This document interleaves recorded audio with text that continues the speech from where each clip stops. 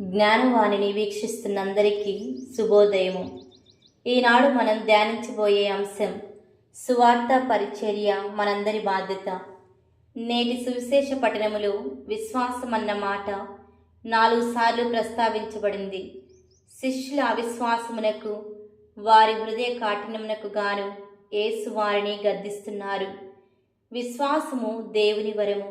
ఆయనను తెలుసుకొనుటకు మరియు పునరుత్థాన పరమరాసాన్ని అర్థం చేసుకొనుటకు విశ్వాసం అనే బహుమానము దేవుడు మనకు ఒసగినాడు.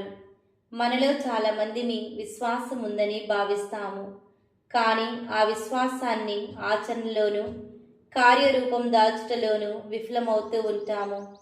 కొన్నిసార్లు కొన్ని విషయాలను గురించి ఇతరులను నమ్మించాలంటే చాలా కష్టం. నిజమే, సాధారణ విషయాలకే మనం నానా హైరాణ పడిపోతాం.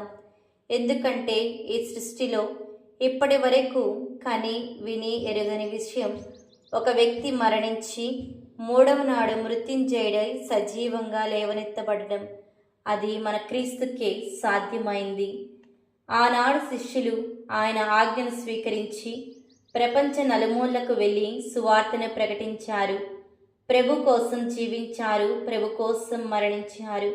మరి జ్ఞానస్థానం ద్వారా ఆయనలో ఐక్యమైన మనం ఆయన బిడ్డలుగా, ఆయన శిష్యులుగా ఆ పరిచర్యలో భాగస్థులము కావాలని ఉత్థాన ప్రభు మనల్ని ఆహ్వానిస్తున్నారు.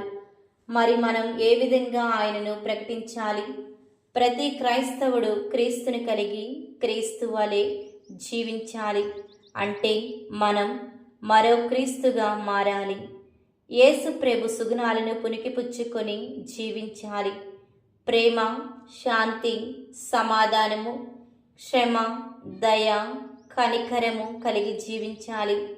ఇతరులను ఖండించడం, శిక్షించడం, తీర్పు చేయడం మానుకోవాలి. క్రీస్తుకు మన జీవితాలలో ప్రతిబింబించాలి. అదే ఉత్థాన ప్రభునకు మనం ఇచ్చే సాక్ష్యం. అదే క్రైస్తవులుగా మనం చేసే నిజమైన సువార్త పరిచర్య. ప్రతి కార్యానికి దివ్య సప్రసాదం కేంద్ర బిందువుగా ఉండాలి. ప్రపంచములో సువార్తను వ్యాప్తి చేసే లక్ష్యములో మన విశ్వాసము, జీవితము ఏకమై ఉండాలి. క్రీస్తుకు సాక్ష్యం ఇవ్వటకు ముందుగా మనం దృఢ విశ్వాసమును కలిగి ఉండాలి. విశ్వాస జీవితములో ఎన్నో అడ్డంకులు ఉంటాయి. ఒకటి మనలోని గర్వమై ఉండవచ్చు, మరొకటి ప్రేమ కలిగి లేకపోవడం. మనలోని ప్రేమ లేనప్పుడే స్వార్థంతో జీవిస్తూ ఉంటాము. విశ్వాసము సన్నగిల్లుతుంది. పునీత అగస్తీను గారి మాటలను జ్ఞాపకం చేసుకుందాం. విశ్వాసం అనగా మనం చూడని వాటిని నమ్మడం మరియు మనం విశ్వసించే వాటిని చూడటమే విశ్వాసం యొక్క ప్రతిఫలం.